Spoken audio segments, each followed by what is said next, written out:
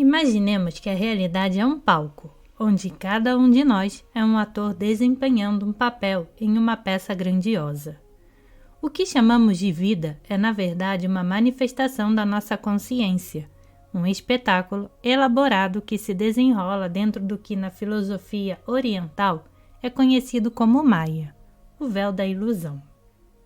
No teatro cósmico da existência, Maya funciona como um holograma complexo, projetado para revelar aquilo que chamamos de experiência ou realidade. Contudo, ao contrário de um holograma convencional, que é uma imagem tridimensional gerada por interferência de luz, a realidade que vivenciamos é uma onda holográfica que molda percepções sensoriais ao nível cerebral. Estudos científicos em neurociência corroboram essa visão. Nosso cérebro constrói a realidade a partir dos sinais elétricos e químicos recebidos dos nossos sentidos. Os neurocientistas mostram que o cérebro é um artista, mestre na construção da experiência.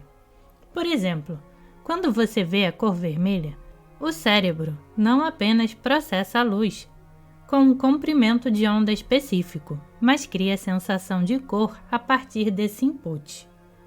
Essa construção sensorial é análoga à holografia, onde a informação é distribuída em um padrão de interferência. Na nossa experiência cotidiana, a percepção é moldada não apenas pelos estímulos externos, mas também pela nossa programação interna. Imagine que a realidade é um software complexo, com o nosso DNA atuando como código-fonte que define nossas percepções e experiências. Assim como um programa de computador cria uma realidade virtual com base em seu código, nosso DNA e cérebro geram a percepção do mundo físico e sensorial. O cheiro de uma flor, o sabor de um prato, o toque de uma textura. Todos esses são produtos de nossa programação genética em neutral.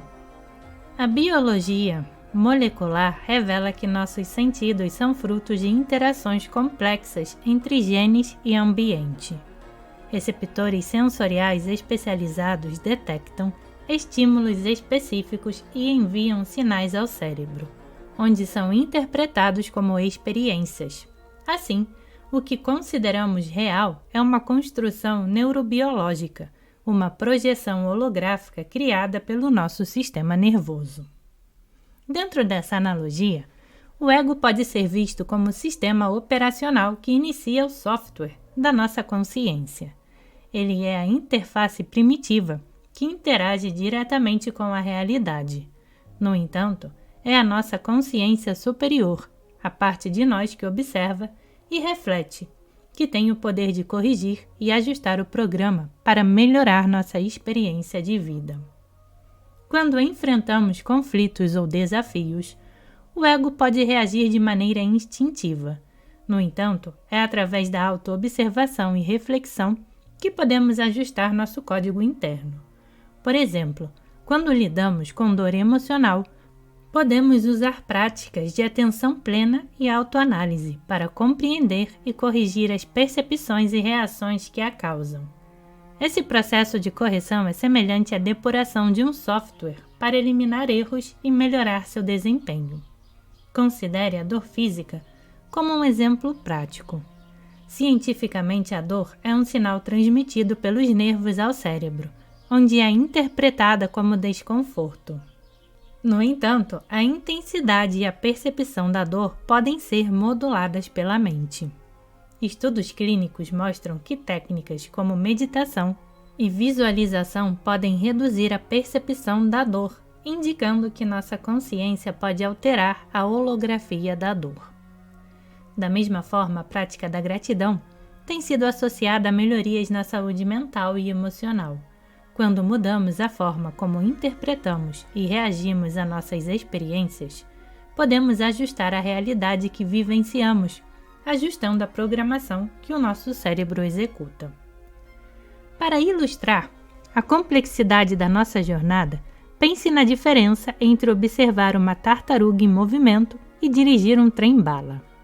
A tartaruga, que avança lentamente em direção ao oceano das possibilidades, pode ter seu trajeto ajustado com facilidade. O trem-bala, por outro lado, é muito mais difícil de redirecionar devido à sua velocidade e força.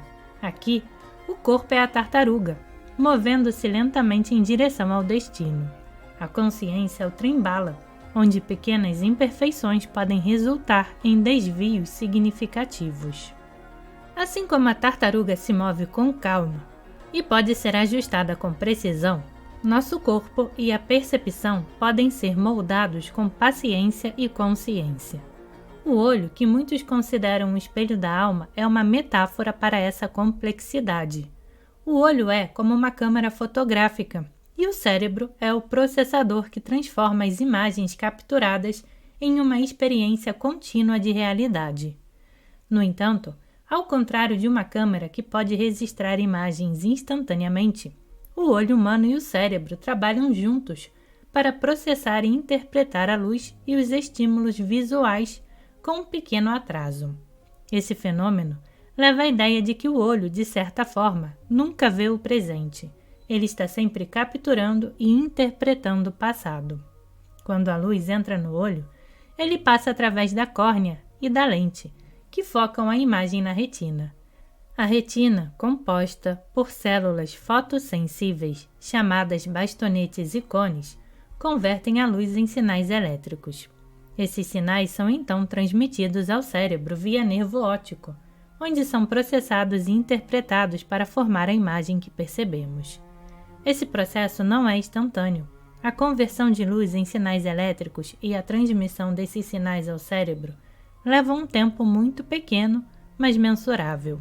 Estudos mostram que há um atraso de cerca de 100 a 150 milissegundos entre o momento em que a luz atinge a retina e o momento em que o cérebro processa essa informação. Esse atraso, embora breve, significa que estamos sempre percebendo o que aconteceu alguns momentos antes, o que pode ser descrito como ver o passado. Para entender isso melhor, imagine fogos de artifício no céu noturno. Quando você olha para o brilho de um foguete, o que você vê é a luz que foi emitida um momento antes, devido à distância que a luz percorreu até chegar aos seus olhos. Esse fenômeno é ampliado no nível da percepção visual humana. O que você vê agora é, na verdade, o resultado de um processo complexo que ocorreu no passado imediato. O rastro luminoso que você percebe é uma representação do que aconteceu, e não um reflexo imediato do presente. Além do atraso físico na percepção visual, o cérebro também desempenha um papel crucial na forma como processamos o que vemos. Nossa percepção do presente é influenciada por fatores como atenção, expectativa e memória. O cérebro preenche lacunas e interpreta informações com base em experiências passadas e contextos prévios, o que pode fazer com que percebamos o presente de maneira distorcida ou influenciada por experiências anteriores. Por exemplo, se você está assistindo a um filme, seu cérebro não processa cada quadro individualmente, mas sim constrói uma narrativa contínua a partir de uma série de imagens. Isso é possível porque o cérebro usa a memória e a expectativa para criar uma sensação de continuidade, apesar do atraso real na percepção de cada imagem. Essa ideia de que o olho nunca vê o presente tem implicações filosóficas profundas. Ela nos lembra que nossa experiência da realidade é uma construção do cérebro, uma interpretação do passado, mais do que uma observação direta do presente.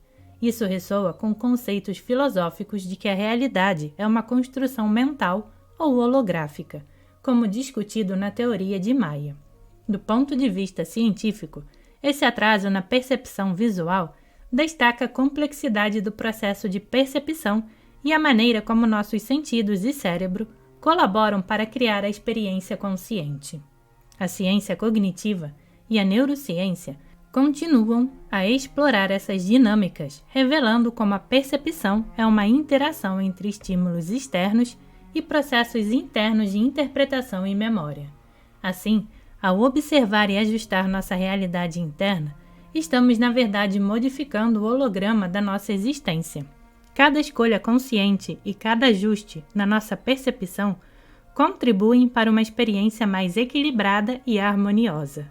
A jornada para transcender Maya é, portanto, um processo contínuo de autoobservação e correção, onde a consciência age como um programador que refina o código da nossa realidade para criar uma vida mais rica e satisfatória.